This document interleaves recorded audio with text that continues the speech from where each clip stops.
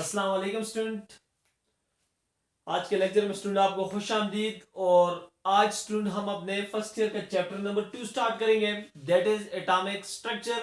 जो हमारा पहले चैप्टर था स्टूडेंट वो अपने अख्ताम को पहुंच गए और एक्सरसाइज में भी स्टूडेंट कोई ऐसी चीज नहीं है क्योंकि मैंने एक्सरसाइज खुद पढ़ी है जो मैंने पीछे ना करवाई हो।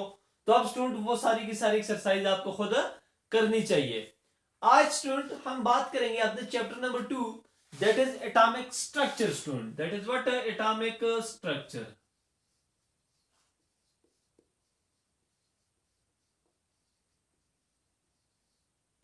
एटॉमिक स्ट्रक्चर पे स्टूडेंट आज बात करेंगे। एटॉमिक स्ट्रक्चर स्टूडेंट के इस चैप्टर का नाम है और इस चैप्टर में हम सारी चीजें एटॉमिक स्ट्रक्चर, एटम के स्ट्रक्चर के बारे में पढ़ेंगे। तो स्टूडेंट एटम के स्ट्रक्चर को स्टडी करने से पहले सबसे पहले हमें पता होना चाहिए कि व्हाट इज एटम। एटम क्या है स्टूडेंट? तो atom is the smallest particle of the matter which is divisible, जो कि क्या है divisible, and which can take part in a chemical process, जो कि क्या एक केमिकल प्रोसेस, एक केमिकल रिएक्शन के अंदर हिस्सा ले सके। उसको क्या कहते हैं स्टूडेंट? उसको एटम कहते हैं कि मादे का छोटे से छोटा जरा जो कि किसी भी केमिकल रिएक्शन के अंदर पार्टिसिपेट कर सके, उसको क्या कहते हैं? उसको एटम कहते हैं स्टूडेंट। जो लफ्ज एटम है ये स्टूडेंट दो अल्फाज से एक्चुअली बना है। एक क्या स्टूडेंट ए है और दूसरा क्या है? एटमॉस है। तो स्टूडेंट क्योंकि किससे? ये एटमॉस से निकला है, एटम का लफ्ज एटमॉस से निकला है। तो ए और एटमॉस, जिसका मतलब क्या होता है स्टूडेंट? जिसका मतलब होता है अनस्टेबल। जिसका मतलब क्या होता है स्टूडेंट? जिसका मतलब होता है अनस्टेबल। ये दो ग्रीक वर्ड से स्टूडेंट मिलके बना है। ये दो ग्रीक वर्ड से क्या स्टूडेंट डिराइव है। तो अब student the words atom was first time used by, इसको किसने यूज किया था स्टूडेंट? या फर्स्ट इंट्रोड्यूस्ड बाय ल्यूकिपस। देखें LEUCIPUS एंड हिज स्टूडेंट। और दूसरा कौन था स्टूडेंट? साथ में उसका स्टूडेंट था, वो कौन था? वो था डेमोक्रेट्स स्टूडेंट, ये उसका स्टूडेंट था। और ये जो ल्यूकिपस था स्टूडेंट, ये जर्मन फिलोसोफर था। ये कौन था? ये जर्मन फिलोसोफर था।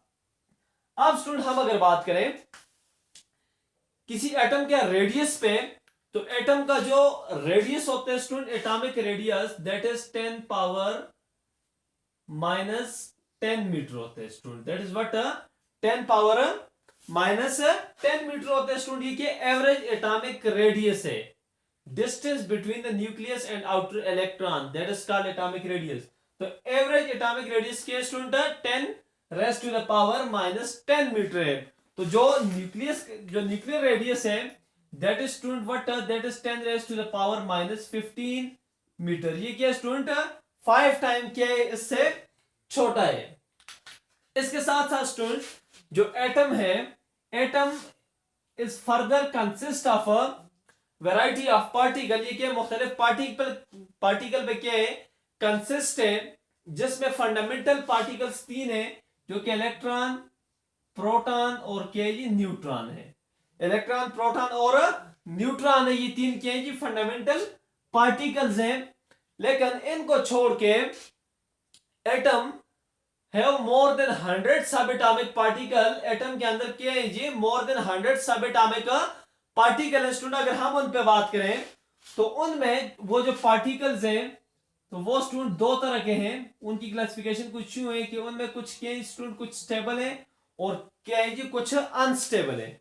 अगर स्टूडेंट मैं यहां पे स्टेबल की बात करूं और यहां पे क्या अनस्टेबल की, तो सबसे पहले स्टेबल में अगर बात करें तो दैट इज प्रोटॉन के स्टूडेंट स्टेबल है। दूसरा क्या स्टूडेंट? इलेक्ट्रॉन है। इलेक्ट्रॉन, ये इसको आप नेगेट्रॉन भी कहते हैं, नेगेट्रॉन। और जो तीसरा पार्टिकल है student that is a positron. Positron और एंटी पॉजिट्रॉन। पॉजिट्रॉन स्टूडेंट ये भी क्या है, एटॉमिक पार्टिकल है जो एटम के अंदर प्रेजेंट होते हैं। और जो चौथा है student that is anti positron. Anti positron. अगर स्टूडेंट अनस्टेबल पे बात करें तो अनस्टेबल में क्या है स्टूडेंट, न्यूट्रॉन है। क्या स्टूडेंट, न्यूट्रॉन है। न्यूट्रॉन के स्टूडेंट अनस्टेबल है, ये बात याद रखना। न्यूट्रॉन है। इसके साथ साथ स्टूडेंट जो दूसरा है दैट इज मीजान। मीजान। और तीसरा जो है student that is we particles. इनको क्या कहते हैं, इनको वी पार्टिकल्स कहते हैं स्टूडेंट। अब स्टूडेंट ये सारे के सारे के ये अनस्टेबल है और क्या स्टेबल है। और इनके बारे में स्टूडेंट आपको मजीद अगर मैं बताता चलूं कि ये क्या स्टूडेंट, ये जितने भी हैं these are mass particles. Stable है और क्या जी स्टूडेंट, मास पार्टिकल्स हैं। के मास पार्टिकल। अगर कुछ मजीद पार्टिकल्स पे बात करें स्टूडेंट, दीज आर, वो भी क्या स्टूडेंट, स्टेबल पार्टिकल है। स्टेबल पार्टिकल स्टूडेंट वो क्या है जी, न्यूट्रिनो है। न्यूट्रिनो वो भी क्या है स्टूडेंट, स्टेबल है। अगर उन पे हम बात करें तो उनमें क्या है student, neutrino, neutrino, photon and what, gravitation. Neutrino, photon and gravitation. Neutrino, photon and gravitation. अब ये जो तीनों के तीनों पार्टिकल्स हैं, these are also stable but these are energy particles. ये क्या स्टूडेंट, एनर्जी पार्टिकल्स है। ये क्या होता है स्टूडेंट, ये मास लेस होते हैं, इनका मास नहीं होता। अब स्टूडेंट ये तमाम के तमाम पार्टिकल्स हैं, but electron, protons and neutrons are called the fundamental particles of atom. कि इनको क्या कहते हैं, fundamental particle of the atoms कहते हैं, because all the properties of an atom depends on them. ये क्या करते हैं कि एटम की जितनी भी प्रॉपर्टीज होती हैं, चाहे वो फिजिकल हो या केमिकल हो, वो डिपेंड करती है इलेक्ट्रॉन, प्रोटॉन और न्यूट्रॉन, इन तीन पार्टिकल्स पे स्टूडेंट। इसके साथ साथ स्टूडेंट अगर हम बात करें, electron is also called elementary particle. Electron को एलिमेंट्री पार्टिकल भी कहते हैं because it is no more divisible. Electron is also called what student, elementary particle. Elementary particle क्योंकि it is no more divisible. अब स्टूडेंट हम अब atoms को तकरीबन पहचान चुके हैं, तो बात करते हैं सबसे पहली इंट्रोड्यूस होने वाली एटॉमिक थ्योरी के ऊपर, that is what, John Dalton theory. John Dalton theory, JOHN, John Dalton. John Dalton theory पर स्टूडेंट बात कर लेते हैं। John Dalton was an American school teacher, जो कि क्या था, एक अमेरिकन स्कूल टीचर था, and he proposed his theory in 1808। उसने 1808 में क्या किया था, अपनी एटॉमिक थ्योरी जो थी वो उसने पेश की थी, जिसके मेन पोस्टुलेट्स कुछ ये हैं। सबसे पहले स्टूडेंट उसने क्या कहा था, उसने कहा था कि atom is consist of tiny particles called atoms which are no more divisible. जो कि क्या स्टूडेंट, इनडिविजिबल है। कि एटम के ये स्मॉल पार्टिकल्स पे कंसिस्ट है, स्मॉल पार्टिकल्स पे कंसिस्ट है, जिनको आप क्या कहते हैं, जिनको आप एटम्स कहते हैं। और वो क्या स्टूडेंट, सॉरी स्टूडेंट की आपको जो मैटर है वो स्मॉल पार्टिकल्स पे कंसिस्ट है, जिनको आप क्या कहते हैं, स्मॉल टाइनी पार्टिकल्स पे कंसिस्ट है, जिनको आप एटम्स कहते हैं, जो कि क्या स्टूडेंट, इनडिविजिबल है। पहला पोस्टुलेट आ गया। इसका जो दूसरा पोस्टुलेट था स्टूडेंट, इसका पोस्टुलेट ये था कि एटम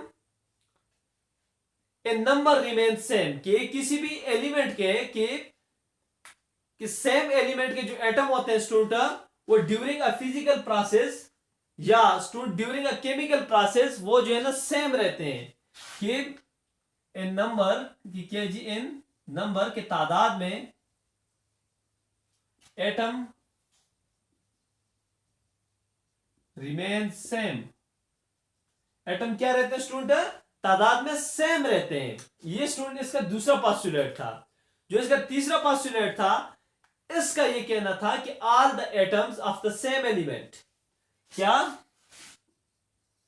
ये स्टूडेंट इसका जो पोस्टुलेट नंबर थर्ड था, ये था कि all the atoms of same element, कि एक एलिमेंट के जितने भी एटम्स हैं आर अलाइक टू, वो के स्टूडेंट आर सिमिलर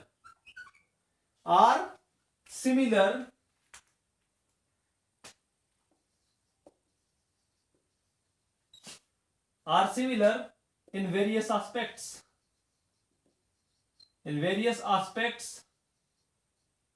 उनमें क्या स्टूडेंट शेप है, साइज है, शेप हो गया स्टूडेंट, साइज हो गया, मास हो गया।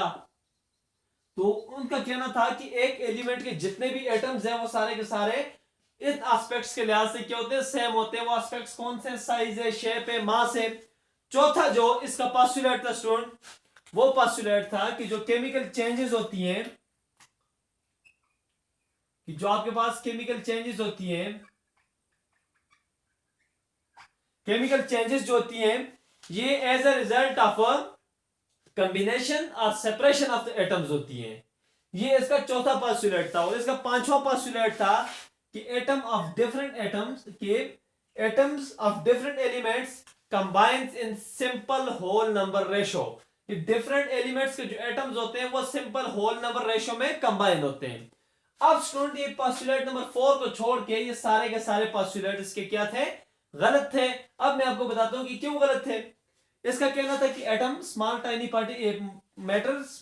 पार्टिकल्स पे कंसिस्ट है, जिसको हम एटम कहते हैं, जो कि क्या इंडिविजिबल है। असल में एटम क्या स्टूडेंट, डिविजिबल है। किस चीज में डिविजिबल है स्टूडेंट, इलेक्ट्रॉन, प्रोटॉन और न्यूट्रॉन। और इसके अलावा जो तकरीबन 100+ सब एटॉमिक पार्टिकल्स है वो उनमें क्या डिविजिबल है। एटम को फर्दर हमने क्लासिफाई कर लिया, फर्दर हमने उसको क्या किया, डिवाइड कर दिया। दूसरा पोस्टुलेट ये कहता है कि नंबर एटम्स रिमेन सेम, ये कहता है कि एक एलिमेंट के जितने भी एटम्स होते हैं वो तादाद में सेम रहते हैं स्टूडेंट।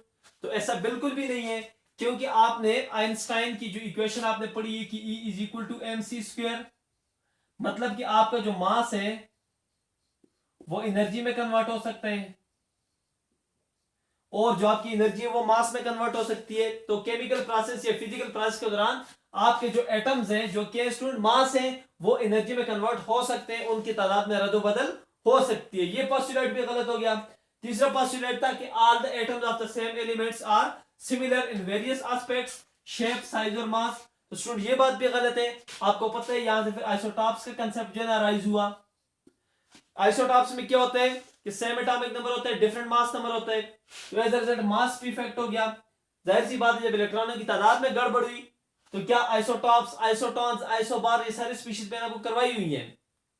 तो देखें, जब उसकी क्या हुआ, साइज भी उसके इफेक्ट हुआ, शेप भी उसके इफेक्ट हुआ और मास भी क्या उसके इफेक्ट हुआ, क्योंकि उसके जो फंडामेंटल पार्टिकल्स है उनकी तादाद में क्या हो गई, कमी जो है ना वो आ गई। ठीक है स्टूडेंट, कमी या ज्यादती उसमें क्या आ गई यहां पे। तो लिहाजा एक एलिमेंट के सारे एटम्स एक तरह से नहीं हो सकते, उसमें कुछ आइसोटॉप्स का कंसेप्ट भी होता है। चौथा जो पोस्टुलेट था स्टूडेंट, ये बिल्कुल ठीक पोस्टुलेट था इसका, और ये वाइट पोस्टुलेट था जो इसकी थ्योरी में ठीक है। आखिरी जो स्टूडेंट के जो एटम्स होते हैं डिफरेंट एलिमेंट के, atoms of the different element के, डिफरेंट एलिमेंट के जो एटम्स होते हैं वो सिंपल होल नंबर रेशियो में आपस में जो है ना क्या होते हैं, मिलते हैं। फॉर एग्जांपल 1:1, 1:2, 3:1, 4:2, इस तरह स्टूडेंट। तो ये कहते हैं किस तरह सिंपल होल नंबर रेशियो में जो है ना आपस में मिलेंगे। तो स्टूडेंट ये पोस्टुलेट भी इसका गलत था, क्योंकि बहुत सारे ट्रांजिशन एलिमेंट्स ऐसे हैं जो कि सिंपल होल नंबर रेशियो में नहीं मिलते एक दूसरे से। अब स्टूडेंट ये तो आ गई एटम पे थ्योरी। अब स्टूडेंट हम एटम के अंदर कुछ पार्टिकल्स पे बात करते हैं, और जाहिर सी बात है आपको पता होना चाहिए कि हम इसके फंडामेंटल पार्टिकल्स पे बात करेंगे, that is electron. Electron student ये नेगेटिवली चार्ज पार्टिकल्स है जो कि अराउंड द न्यूक्लियस शेल में क्या करता है, रिवॉल्व करता है। और ये जहां पे रहता है, जहां पे इलेक्ट्रॉन के पाए जाने के चांसेस ज्यादा होते हैं, उस जगह को क्या कहते हैं, ऑर्बिटल कहते हैं। और एक ऑर्बिटल के अंदर मैक्सिमम 2 इलेक्ट्रॉन आ सकते हैं। इस चैप्टर में स्टूडेंट इंशाल्लाह आगे इसको मजीद डिटेल में पढ़ेंगे। अभी मैं बात करूं स्टूडेंट डिस्कवरी के ऊपर, इलेक्ट्रॉन की डिस्कवरी के ऊपर। ये student discovery of electron, discovery of electron के ऊपर स्टूडेंट। तो स्टूडेंट इलेक्ट्रॉन की डिस्कवरी से पहले अगर मैं बताता चलूं कि in 1879 sir William Crookes invent the discharge tube या कैथोड रेस ट्यूब, उसने क्या किया, डिस्चार्ज ट्यूब को उसने इन्वेंट किया, जो कि इस चैप्टर में स्टूडेंट बार बार यूज होगा, हर एक्सपेरिमेंट के अंदर तकरीबन स्टूडेंट वो यूज होगा। अब स्टूडेंट डिस्चार्ज ट्यूब क्या है? Discharge tube is a hollow glass tube. Student ये क्या है स्टूडेंट? एक हॉलो ग्लास ट्यूब है स्टूडेंट, मैं आपके सामने बना लेता हूं। एक हॉलो ग्लास ट्यूब है स्टूडेंट, जिसके अंदर स्टूडेंट क्या है, whose inner wall is coated with fluorescent material, जिसका जो इनर साइड है वो फ्लोरेसेंट मटेरियल से बनाया गया है, ताकि ये क्या हो, किसी जब रेस प्रोड्यूस हो या कोई प्रोसेस हो तो यहाँ पे क्या फ्लोरेसेंस प्रोड्यूस हो। पहली बात ये क्या, हॉलो ट्यूब है, हॉलो ग्लास ट्यूब है, जो कि अंदर से फ्लोरेसेंट मटेरियल का बना हुआ है। अगली बात स्टूडेंट, इसको कोट किया गया अंदर से फ्लोरेसेंट मटेरियल से। अगली बात student, in this hollow tube there are two electrodes, एक इलेक्ट्रोड इधर है, दूसरे इलेक्ट्रोड्स इधर है। यहां पे क्या स्टूडेंट, दो इलेक्ट्रोड्स है, एक कैथोड होगा और दूसरा एनोड होगा student, which are fitted, which are connected student, जो कि student connected to the positive and negative terminals of the battery. अब स्टूडेंट ये जो है आपके पास स्टूडेंट, अभी मैं इसको आपने की किया कि बैटरी के साथ आपने इसको कनेक्ट किया स्टूडेंट, ये आपने किया कि आपने इसको बैटरी के साथ कनेक्ट कर लिया, या बैटरी, या इसको आप क्या कह सकते हैं, इसको आप हाई वोल्टेज सोर्स आप कह सकते हैं, हाई वोल्टेज सोर्स के साथ आपने क्या किया स्टूडेंट, आपने इसको कनेक्ट कर लिया।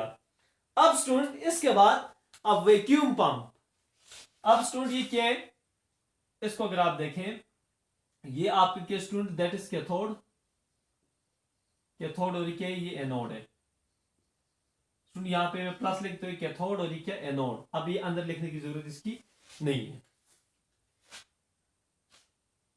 इसके साथ साथ स्टूडेंट क्या कि a vacuum pump is also connected to the water glass tube के, यहां पे इसके साथ किया हुआ, यहां पे आपने इसके साथ एक वैक्यूम पंप भी जो है ना आपने कनेक्ट कर लिया स्टूडेंट। ये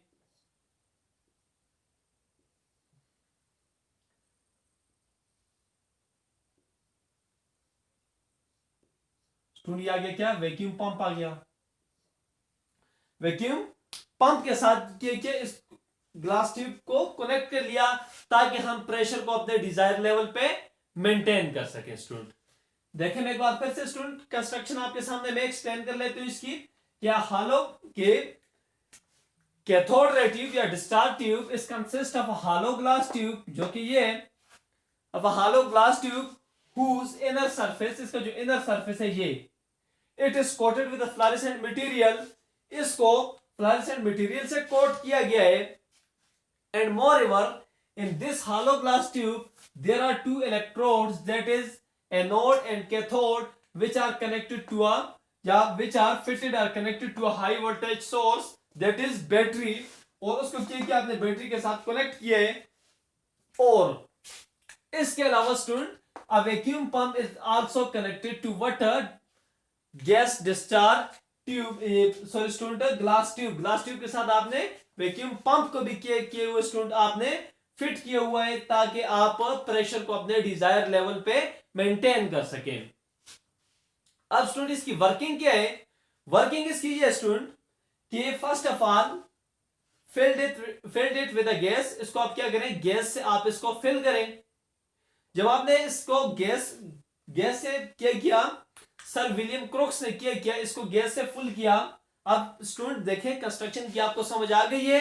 अब मैं आपके सामने वर्किंग पे बात कर रहा हूं कि इलेक्ट्रॉन किस तरह से डिस्कवर हुए। स्टूडेंट ये नेगेटिव साइन है, तो उसने सबसे पहले क्या किया कि इस पूरे ट्यूब को क्या किया, गैस से फिल किया। एट ऑर्डिनरी प्रेशर, यहां से अब उसने प्रेशर रिड्यूस नहीं किया था, सारा का सारा उसने क्या किया, फिल किया गैस से या एयर से, and a very high voltage is applied, तकरीबन 5000 के करीब उसने क्या किया, उसने वोल्ट जो है ना वो क्या किया स्टूडेंट, उसने अप्लाई किया 5000 वोल्ट स्टूडेंट उसने क्या अप्लाई किया इस पे। जब उसने ये 5000 वोल्ट अप्लाई किया तो उसने देखा कि नथिंग, अगर उसको कोई भी जो है ना इस तरह की ऑब्जर्वेशंस नहीं हुई। क्यों? क्योंकि at ordinary condition, under ordinary pressure, gases are best conductor of electricity, क्योंकि अंडर ऑर्डिनरी कंडीशंस में जो गैसेस होती हैं वो best conductor of the electricity होती हैं। फिर उसने क्या किया student, with the help of vacuum pump he reduce the pressure of the gas और एयर अप टू 0.1 टार। उसने क्या किया कि इस वैक्यूम पंप की मदद से उसने इस प्रेशर को 0.1 टार तक क्या किया, कम किया student, and then applied a voltage of 5000 to 10,000, 5000 से 10,000 तक का वोल्ट उसने क्या किया स्टूडेंट, अप्लाई किया, and he noticed that what उसने क्या नोट किया, he noticed that a uniform glow is produced inside the tube। उसने देखा कि एक यूनिफॉर्म ग्लो क्या हुई स्टूडेंट, वो प्रोड्यूस हुई इनसाइड द ट्यूब, इस ट्यूब के अंदर एक यूनिफॉर्म ग्लो प्रोड्यूस हो गई।